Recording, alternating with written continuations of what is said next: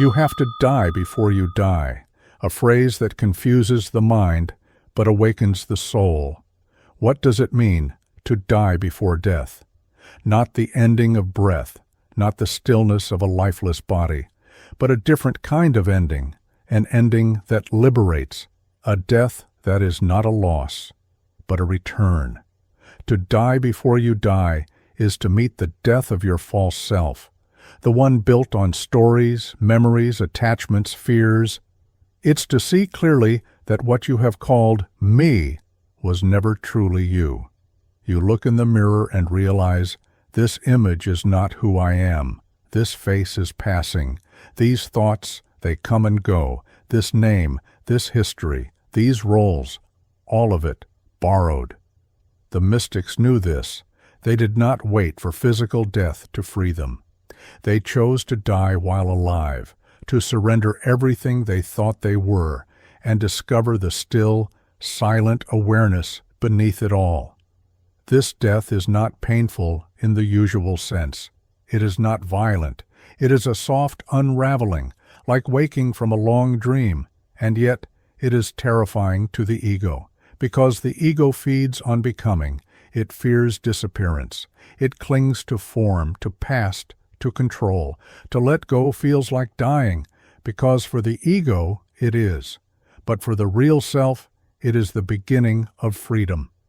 This is why the great Sufi mystics, the Tantric sages, and the silent Zen masters all speak of death as an awakening, not as a punishment, but as the opening of a door.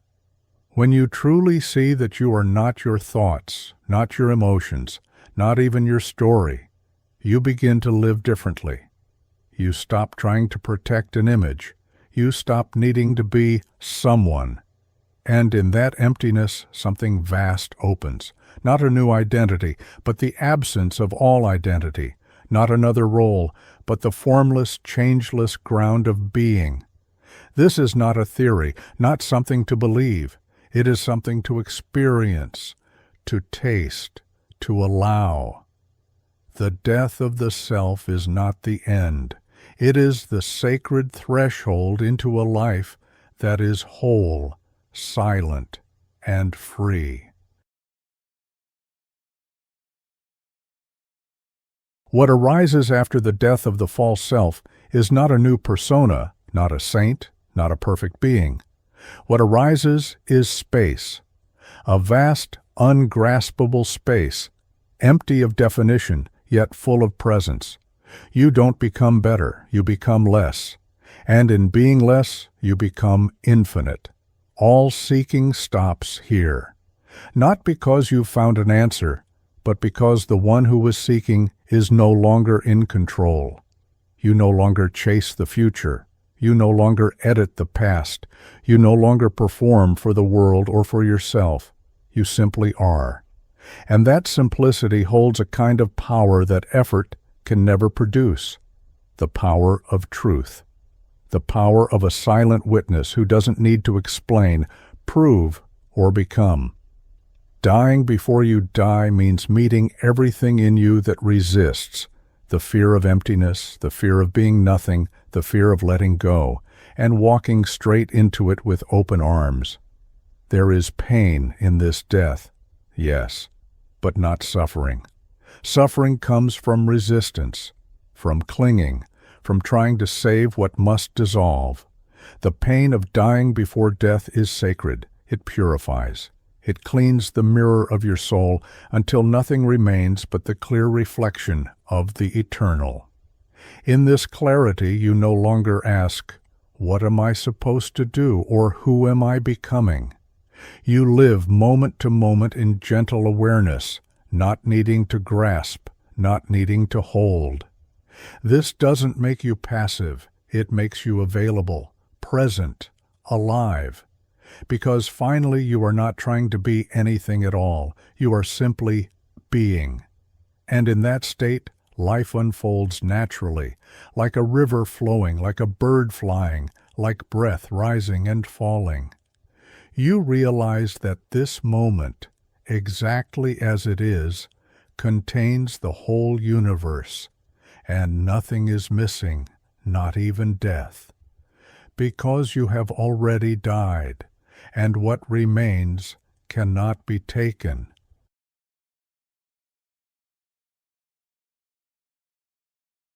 Most people live their entire lives avoiding this death. They build walls of distraction, routines of control, identities made of fear and hope. And when the real death comes, they realize they never truly lived. But you are hearing this now. And that means something in you is ready to stop pretending, ready to stop chasing, ready to meet yourself without masks, without story, without resistance. The ego will whisper, "If I let go of control, I'll disappear." But that's the lie. When you let go, you don't vanish. You dissolve into something larger, something still, something unshakable. It is not absence, it is presence beyond form. To die before you die is to discover that you were never born.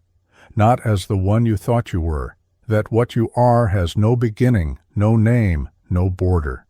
And from that discovery, a new life begins, not a life of striving, but of surrender.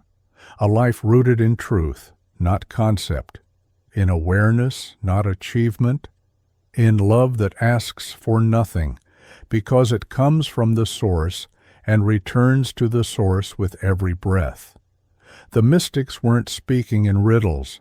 They were inviting you home, not to some distant paradise, but to the sacred stillness at the heart of this very moment. They were saying, you don't need to become, you need to undo the false self, undo the need to be someone, undo the resistance to now. And when that undoing is complete, or even when it begins, you will feel it. Not as fireworks, not as a dramatic awakening, but as a quiet shift, a relaxation, a letting go of effort, a falling into the arms of what you already are. This is what it means to die before you die, to stop fighting, to stop becoming, to stop clinging to what was never yours. And in doing so, to find the one thing that cannot die. The silent presence watching all things, unchanging, eternal, free.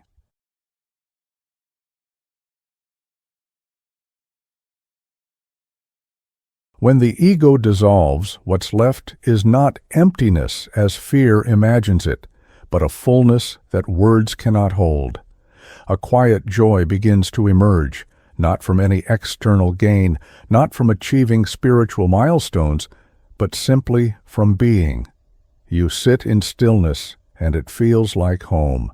You walk among others and no longer need to defend a self-image. You listen deeply because there's no more noise inside, just space. This is not the absence of personality. It's the presence of being before personality arises. You may still feel sadness, joy, doubt, wonder, but none of it sticks. None of it defines you. You remain the vast sky, watching the clouds pass. You are no longer the actor lost in the role. You are the open stage, the silent witness of the whole play. And so life continues, ordinary, beautiful, raw. But now it flows through you without friction. You no longer grasp, you no longer hold, you trust.